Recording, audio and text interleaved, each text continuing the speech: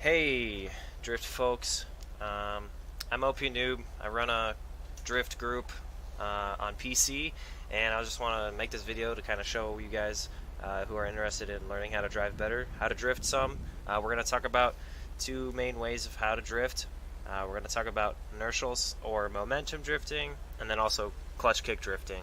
Before we start, I just want to say that a lot of people think that clutch kick drifting is like the only way to drift. But today we're going to talk about how it's kind of fun to do both and how you can combine them to do both. Um, so try to get rid of that hate in the community. Just kind of make people learn. So yeah, let's jump right into it. We got my friend Guy with a mic here. He's one of the best inertial drifters that I know in our drift crew. And if you want to get involved, go ahead and check our highlights and the cool stuff we do on Instagram at drift_streeters, as well as our YouTube content. And then, if you want to get involved in what we do too, you can check out our Discord link in the description. So, yeah, let's get into it. Alrighty, now a clutch kick is a point in time in between different gear shifts. Is most commonly between 2 and 3. However, it can go in between 1 and 2 depending on certain cars. The car I'm driving here is a Karen Fudo, and this car can both do the clutch kick in the transition of 1 to 2 as well as 2 to 3. The most easy way to reliably do a clutch kick would be to look at your mile per hour gauge in first person, and then when you reach 40 miles an hour, let off the gas, tap the e-brake, and then get back onto the gas while releasing the e-brake, and this will perform a clutch kick. You want to go ahead and show us how it's done?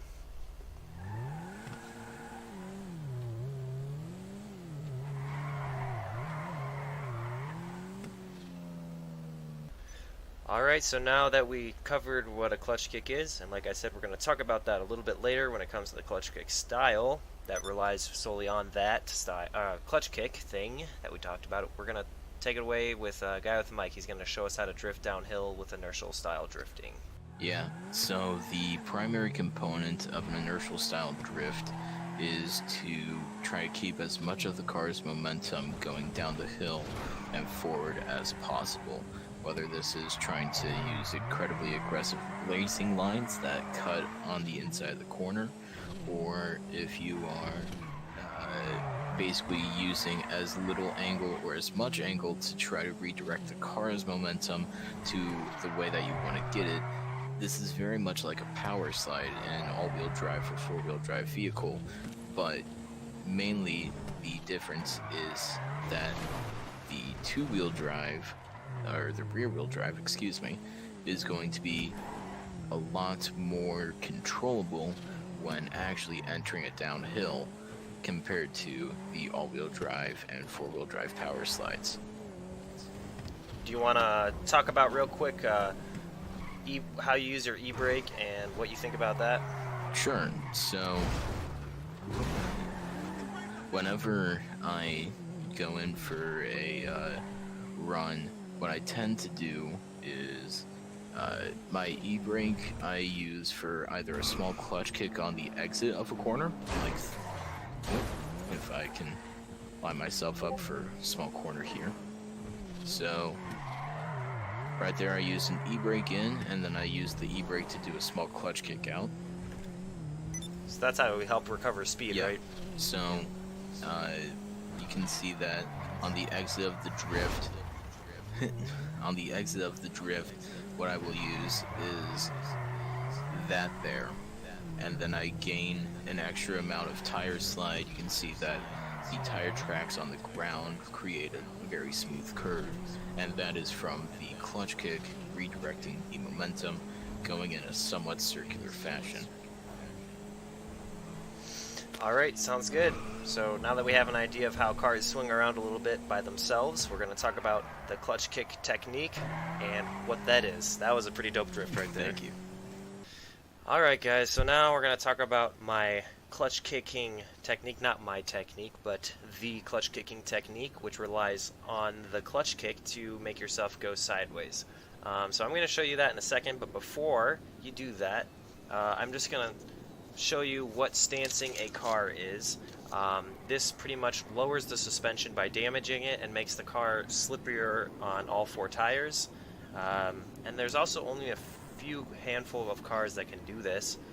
Some of them are the Comet Retro Custom, which is what we've got here.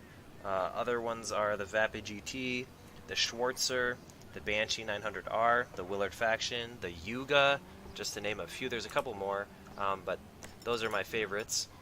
So here's what stancing is. So pretty much you're going to need to take it. You can't have bulletproof tires, by the way, so that's one thing you need to get rid of. And pretty much what you do is you look at the center of your tire with an assault machine gun, and you can aim a little bit lower, and you'll be shooting.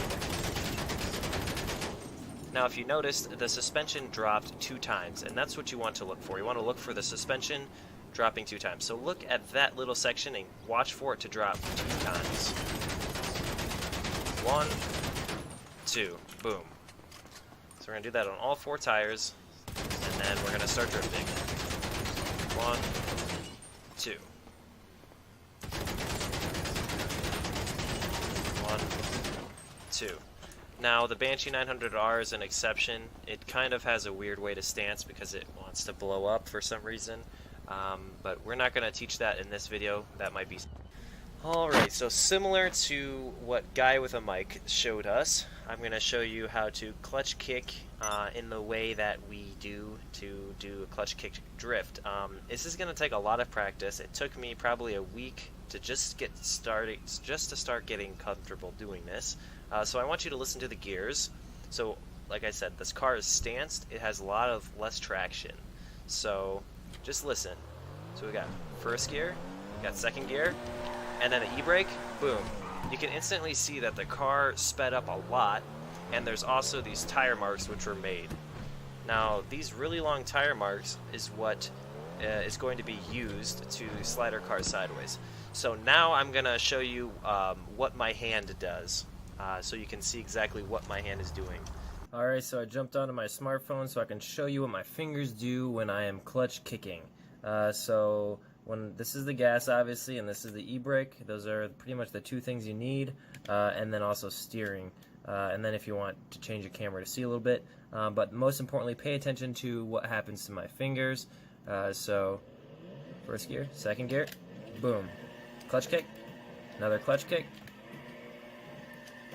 And you can see every time that I go like that, which is a really quick e-brake. So you're going to go on the gas, and then you're going to let go of the gas, you're going to hit the e-brake, and then you're going to reestablish yourself on the gas brake, or the gas button. So go ahead and watch again. Boom. Boom. And when it resets like that, I mean, I'm not paying attention to how I'm steering because I'm looking at the camera right now. But that's what I mean when you're doing a clutch kick. And when I say initialize, every time I say boom, or when I'm initializing a drift, clutch kick, that is what I am doing every time. You're doing a really quick let go of the gas, e-brake, gas.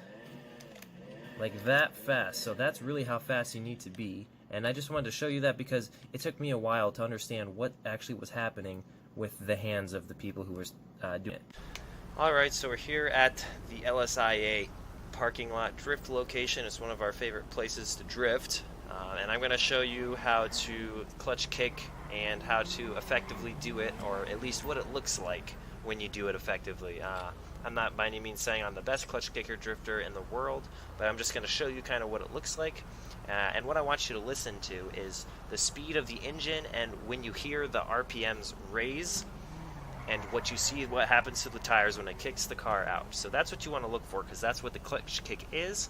And a quick note, you can actually do clutch kicks one after another, and so on, when you reset them.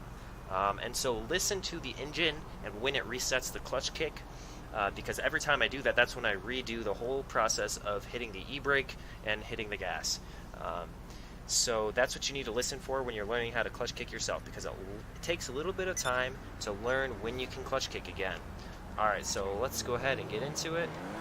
So I'm going to clutch kick into it, and automatically you can see it takes the car sideways. Got another clutch kick drift, and another one to leave the parking lot. Alright, so we're going to whip it around the corner, get another clutch kick drift. And so while I'm doing this, I'm trying to counter steer the force that the tires are putting into the ground. So boom, right there, it takes us into another clutch kick. Alright, back around, another clutch kick, another clutch kick. Oh, sure, that was meant to happen.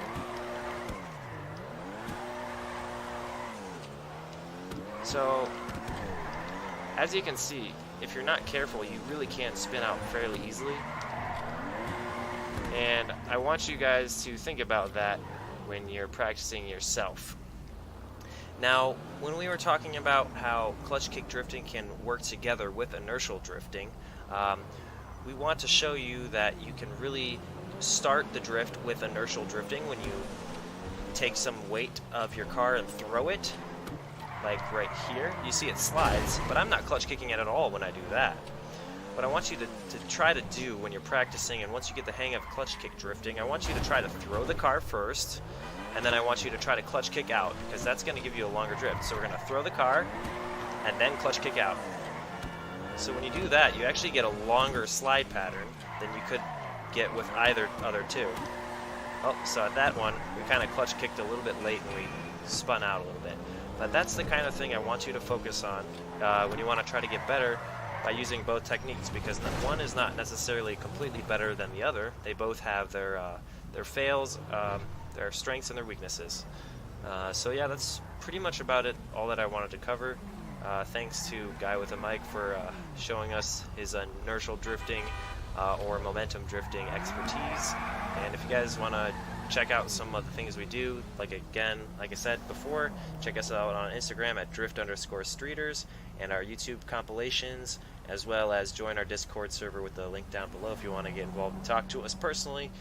It's been a lot of fun drifting around today, so yeah, go ahead and leave them comments if you have any suggestions. If you think I taught anything wrong, or if you have any suggestions for people, tips and tricks for what they should be looking for when they're drifting. And that should be it. See you guys.